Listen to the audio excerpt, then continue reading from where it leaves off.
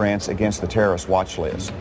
For example, if there was a fingerprint that we got off of a cave in Afghanistan identifying a terrorist activity, that fingerprint is in our system that we can identify that person as a risk to the United States. Canadians are the only nationals exempt from the system. We have to have information on people.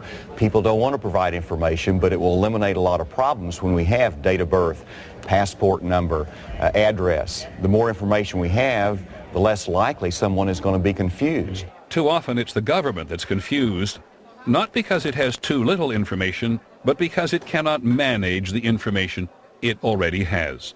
According to its own analysis, the Department of Homeland Security has failed to merge 12 separate terrorist watch lists currently being used by 9 federal agencies. Good morning, American citizens, to your right. And while the government has so far shied away from fingerprinting American citizens on domestic flights, the private sector thinks it has a great idea. A voluntary identity card that Americans could buy to speed their way through electronic security barriers. After a background check, of course, and after they gave their fingerprints and a digital photo. Another marriage of information and technology that seems inevitable.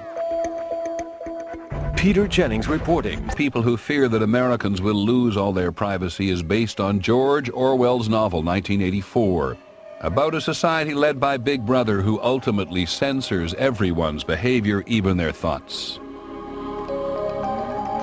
2 years ago, the city of Denver, Colorado was forced to admit that its police intelligence squad had a computer database full of personal details about thousands of ordinary people who were politically active.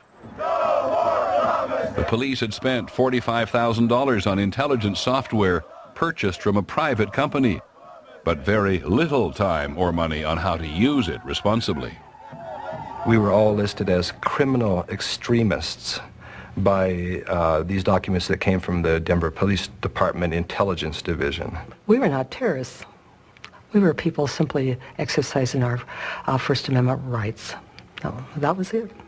In recent years, the federal government has launched more than 100 separate data analysis systems in 52 federal agencies, giving government the ability to know more about its citizens than ever before.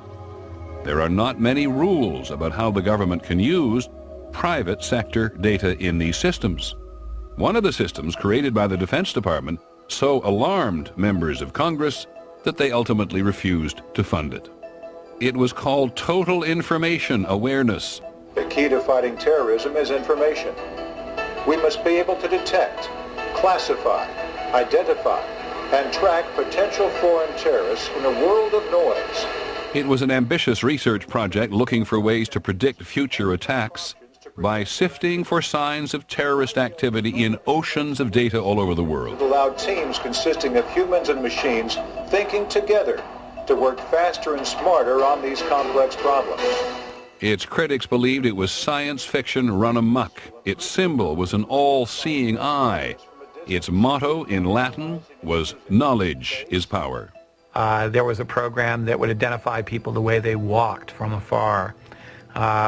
One of the obscure initiatives would use a stock market or a futures market to try to predict where terrorism attacks would occur. National security through total information awareness. And in the end, Congress killed it. They said it wasn't worth it. Do you think the government is becoming too deeply impressed by the technological capabilities for defending the country? Actually, I think the government is paralyzed because they're unsure about what it is they can do with technology. Ever since the Total Information Awareness Program, which everyone lunged upon because it had elements that were perceived to be invasive to our privacies and civil liberties, I think in government there's a lot of fear about what they can and can't do. And that's preventing them from doing some things they really need to do. The big problem with the debate we're having is we foreclose possibilities before even seeing what they can do.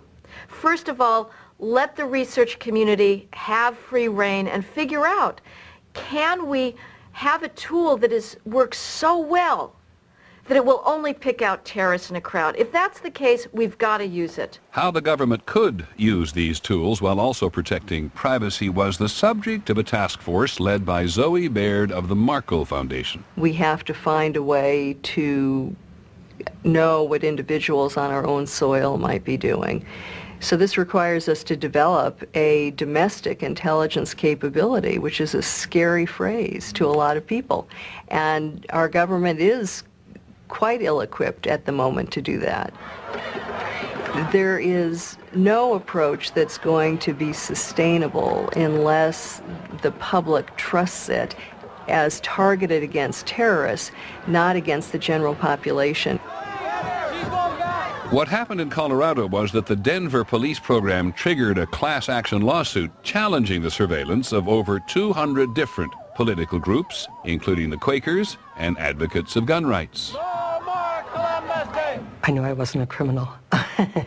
Sister Antonia Anthony, a 75-year-old Franciscan nun, was labeled a criminal extremist in the police database because she belonged to a local group that supports indigenous people in the Mexican state of Chiapas. It said that it was a group that was interested in the overthrow of the Mexican government. And of course, I was a part of the Chiapas coalition. We were not criminal extremists. We never considered the overthrow of the Mexican government. Our activities were neither criminal nor extreme. Vicki and Steve Nash and Carrie Apple had all been under surveillance too. When we're looking at the files, we see a lot of the records that were made by the Denver Intelligence Squad were then transferred to the Joint Terrorism Task Force. And that's the Joint Terrorism Task Force is an entity that the FBI has created. Since our files were so inaccurate, there was nothing illegal that we were doing, but we were called criminal extremists. Would that keep us off airplanes? If somebody wanted to get a job sometime as a teacher, would they be denied a job as a teacher? In the end, the city of Denver agreed to purge the files in the computer system of 3,200 individuals. Nobody here is aiming to create a surveillance society. But it's hard to deny the fact that that's where we're headed. And that as all this technology converges and as the laws make it easier to collect and analyze information, it's happening in a sense despite our best wishes and our best intentions. Finally, the first man we talked to for this project, Dr. Joseph Attic. What do you think we have to worry about? Certainly abuse of this information and the dehumanization. That's a dangerous world in my mind. And it's kind of futuristic to think that way, but if you think about our definition of identity, we've lost the physical human side of that identity. We got to keep reminding ourselves we're humans, we're not just numbers. We have to treat people with enormous respect and enormous recourse, give them the ability to challenge the systems and not be subjugated by them.